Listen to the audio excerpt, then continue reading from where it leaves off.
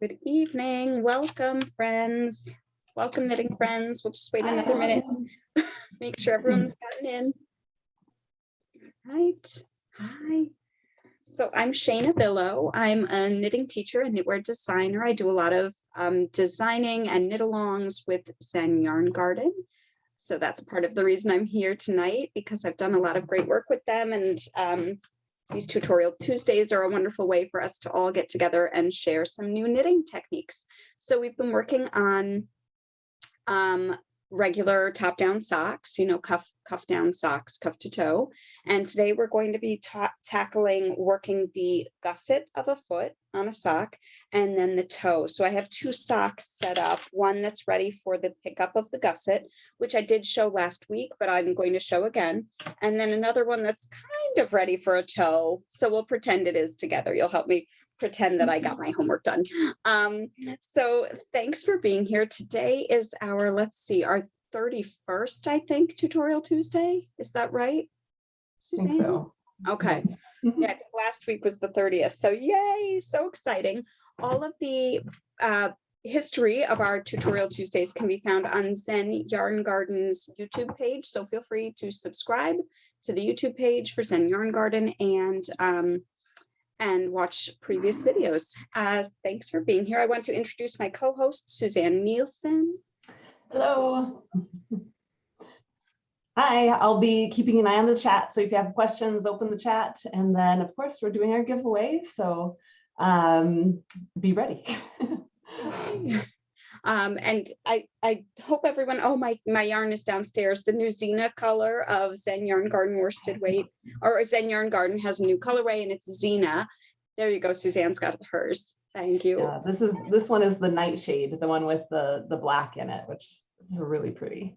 And the color was designed after the new Zen Yarn Garden mascot dog, Xena, who's an adorable little pup. So anyway, if you haven't gotten that color yet, I suggest you go and grab some. I'm working on a project downstairs with it, so that's why I don't have it today. It's a really good, like, neutral, like, still has interest, but it could work for, you know, male or female, and just really nice color, I think. I love the color. I usually like bright and fun and whatever, but that neutral is just everything. It's great. So awesome. All right, so shall we get into socks? We can start with picking up the heel gusset. I'm going to switch cameras over and we'll start with picking up for the heel gusset here. And I've got my Tin Can Knits pattern right next to me. So last week we worked on turning the heel and picking up, but again, this week I'll just show the pickup just in case you missed last week or you wanted to see that again. I know I kind of worked quickly on it, so this will give us it'll be good to see how it kind of flows into the next step. For sure. Yeah. Yes. So here's the back of the heel turn. I put a marker right in the center. That you'd actually put at the end of the pickup round. But let's see. So here I was making the third size for my son. So I'm going to be picking up now across these stitches here. So I would have just finished my heel turn and I've got my, let's see, I have 12 stitches up here. Yes, I do. And then I would work across picking up here. And my goal for the pickup here for my size is 10 stitches. So what I'm going to do is actually go into these slip stitches at the edge by putting my needle underneath them, wrapping the yarn around as to knit, and then bringing the new stitch out from underneath the slip stitch at the edge. So there's one, here's two. I'm putting my needle under the slip stitch edge, 3, etc. So we're going until we get 10 stitches here.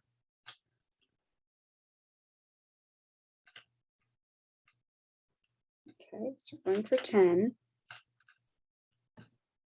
It might be that we get 9 under these slip stitches, and that's actually a good thing because it always pays when you're knitting socks to pick up a couple extra stitches in this gap here. So 3, 6, 7, 8.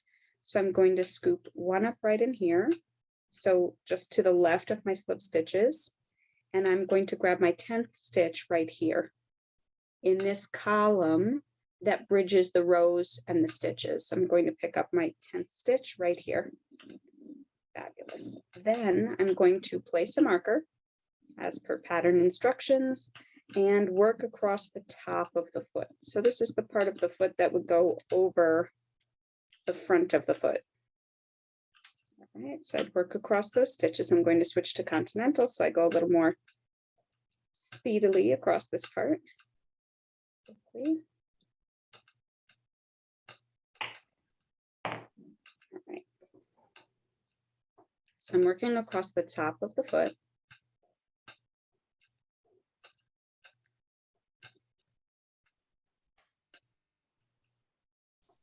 Okay, then I'm going to place another marker on the work, but here, since I'm sort of at the edge of a needle, I will just place it for now right here until I've redistributed my stitches again. Okay, so I've got the marker there just for the time being. And now my goal is to pick up 10 from here to here.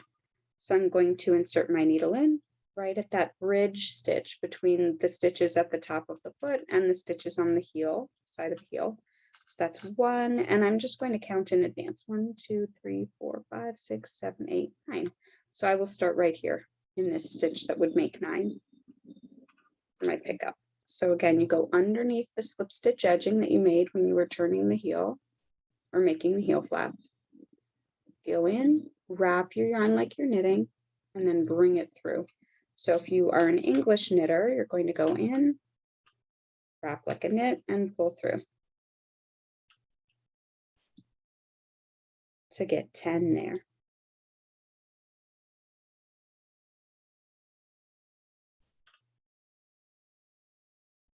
Okay. Let's see, 5, 10, lovely. Then you would knit to the beginning of the round, or knit this, in my case, 6 stitches, and place a new beginning of round marker. So in this case, I already had it placed. This would be the beginning of my round now. So I'm going to put it right here in the fabric itself and redistribute some of my stitches. So I'm going to take this stitch off that was marking right here and redistribute a couple of these guys. Went a little overboard, squeezing them all on one needle. Mhm. What can I say? Here we go. That's all right. See, and we can probably see, yeah, that's about even. And then there's a lot here, so maybe we can actually scoot some of these back over onto this needle. I'm going to be a renegade. Take these off. Don't Ooh, panic. Erin. I know, right? I wanted to make you all gasp. There we go. Okay. There we go. And I'm going to knit across these. So now I would start the foot patterning. Round 1 of the foot patterning is knit.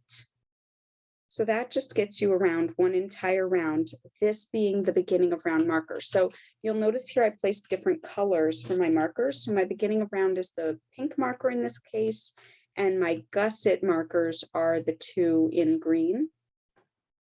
So you would work 1 round all knit. I'll do that quickly. And then I'll show you the decrease round that you're going to work. And the decrease round is what takes our stitch count here back to the original that we started the sock with. So in my case, I started this sock with 36 stitches. Right now I have, let's see, I have 50 stitches on the needle. So I need to get back to that 36. And the way I'm going to do that is by decreasing for the gusset right here.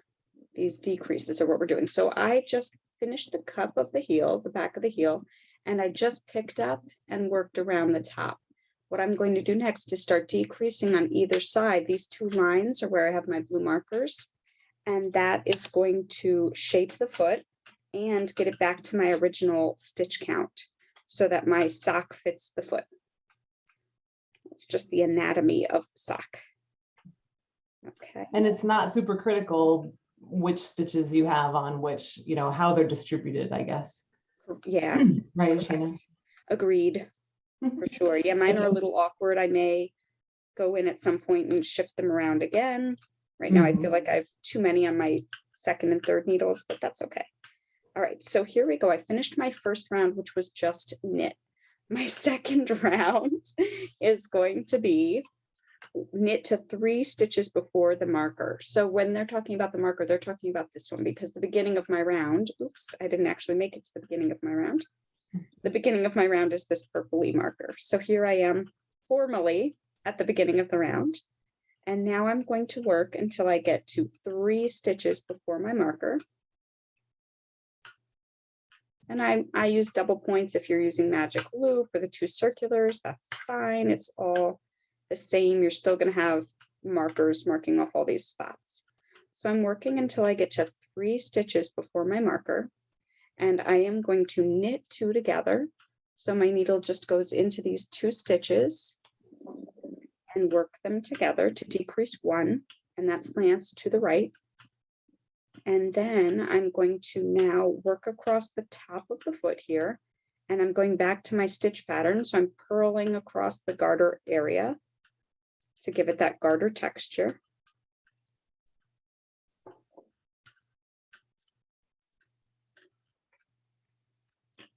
Okay. Till I get to my next marker. My next marker is for the other side of the gusset. So here we go. All right. Now I'm here. I'm going to knit 1. So I worked in pattern across the top of the foot to the next marker, slip the marker, knit 1, and now I'm going to work an SSK. So an SSK is the mirror image to the knit 2 together that we did over here. That's going to slant to the left. I'm going to slip a stitch like a knit, slip another stitch like a knit, insert my left hand needle into the fronts of those 2 stitches from left to right, and work the 2 together. And that slants my stitch. You'll notice it's leaning towards the left. The stitch on the left got consumed by the one on the right, so the one on the right is actually moving towards the left. All right, and then I finished the round here. And that would be a completion of round 2. And my goal would then be to repeat rounds 1 and 2, so the knit round and then the decrease round with the purls across the top of the foot, until I get back to my original number of stitches. So in my case, the 36. So here would be a plain knit round and so forth. And then you would work your decrease rounds every other round, and the decreases are mirrored right here by these markers before this one and after this one to create this really nice smooth line right here and a mirrored smooth line right there. So that's how you would start your heel gusset to create that shape at the top of the foot, at the base of the foot, to get back to the foot. So I think now would be a good time for our commercial break. Yes. We'll switch over to Suzanne. Here. Thank you, Shaina. All right, so open up your chats. We're going to do the giveaway first. I'll take the 3rd correct answer. Who is Shaina knitting her socks for? Does anyone remember? Is that her? Oh, yes, everybody remembers. Good job. All right, 3rd person that I see is Kendra Carson Stewart. So go ahead and send your email to Zen Yarn Garden, and they'll get you that gift certificate. It's good on the whole website. And oh, I did want to mention we did take your advice and we are going to do toe-up socks next month.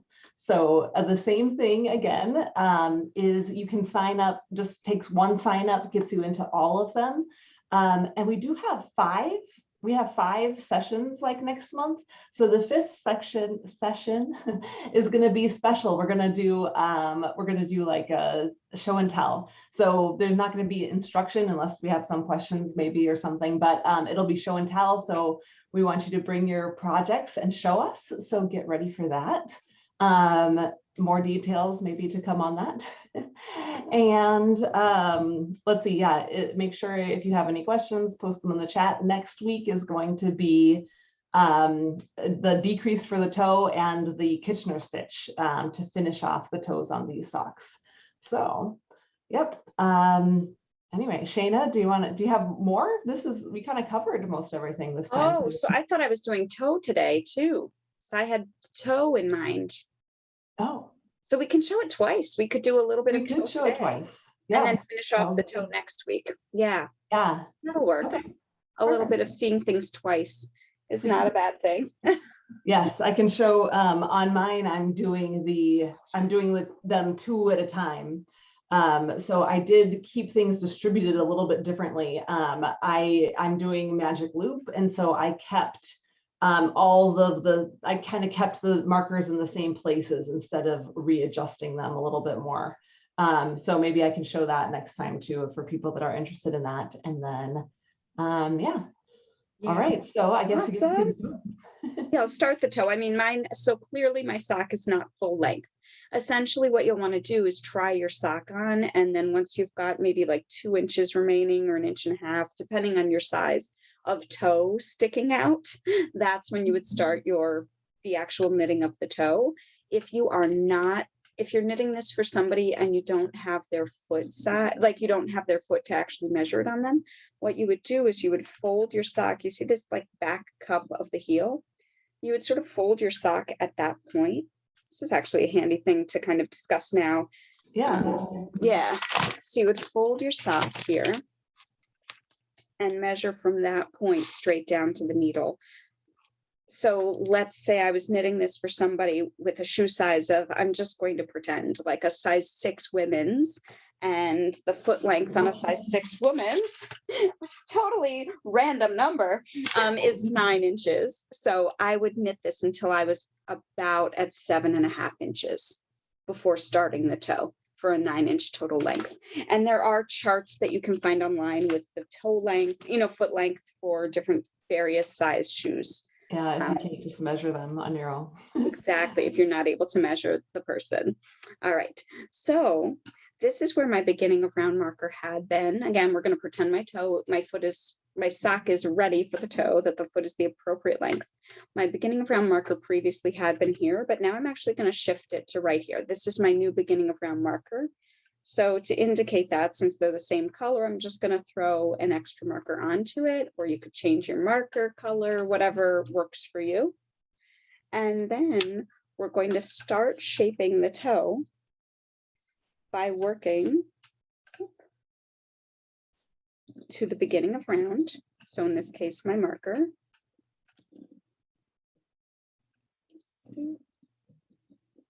I'm going to slip the marker over. So I'm at the beginning of my round. I'm going to knit 1 stitch, slip, slip, and then insert the needle in and knit. So that's that left slanting decrease. Then I'm going to work across to the other side. Oh, yay, thanks, Barbara. So in the chat what you said, thank you. Glad we got you a new tip. All right, so then I'm working across to the other marker. And I'm going to 3 stitches before that marker, work a knit 2 together. All right. Then the pattern calls for a knit 2. So that's essentially this stitch, slipping the marker, and this stitch. So we have 1 stitch on either side of our marker that is not involved in the decrease. And then you're going to slip, slip, knit, and then knit to 3 stitches before the end of the round, and work knit 2 together, knit 1. So we're creating these really nice lines at the side of the foot for the toe. And your markers will be organized on the axis of the foot. So your next round would be a plain knit round. I'll just start that there, but essentially you have half of your stitches, the bottom of your foot, on the second half of the sock, and the top of the foot is on the top half here. So you're knitting half of your stitches are between these markers, and half of your stitches are between the markers on the other side. So you want to make sure that you have half and half, and that your sock is split this way. So I've had students before who sadly had to redo their toes on the socks because they were on their sides. They were not, the markers were here and here rather than on the sides right there. Yeah, this pattern's kind of good for that because you can tell where the top of the foot is supposed to be. Totally, yes. With this garter stitch, you can make sure that you have an equal number on this side and that side, Mhm. and then compare it to this. So Ellen, this is, I forget the name of the color, but it's fabulous. I will have to look on the Zen site and see and try to remember, or maybe Roxanne or Suzanne kind of have a recollection. Case. Thank you. Oh, Bumblebee. Yes. Was it Thank you. Bumblebee? Yeah, it's like a really nice honeyish. Yeah, I love that one. Yeah. I have another yellow color that's really good. Yeah, but it's What is such a. this, Roxanne, in my blanket? Oh, let's see. Okay, so that would be the toe. Those, you would do that round where you're decreasing on either side of both markers, and then you knit a plain round until you've gotten to a certain stitch count, and then you'll graft those remaining stitches together, and that will be our task next week for the tutorial Tuesday. But yeah, Suzanne, can you show the yellow? Yeah. Oh yeah. This it's a little bit, I think, brighter than Bumblebee. But it's a really, well, it doesn't look like it on our Maybe our cameras, lighting but is a little different. Yeah. but it's a really good one too. It's kind of like a dark mustard yellow. I really like it. It looks really good in different things. You know what? While we check color, I'll do one round of knit and then I'll show the decrease round again. That way people can start to see the decrease along the side of the foot. And if anyone has any questions about the gusset knitting or foot knitting, toe knitting, please let us know. We'll be happy to answer them. We were so excited last week that you gave us that wonderful idea for toe-up socks for next month's tutorial Tuesdays. So keep the good ideas coming. We love to know what you're interested in learning.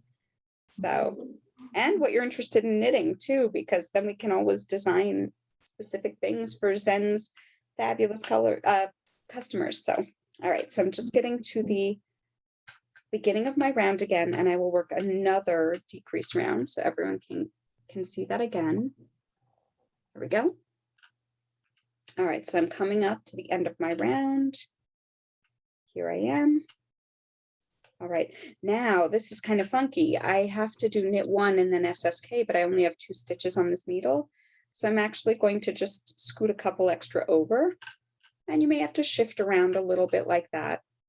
You may have to shift your stitches around if you're using double points to get them to be even on the needles or have enough to decrease, and that's fine. So here I am, I'm going to knit 1.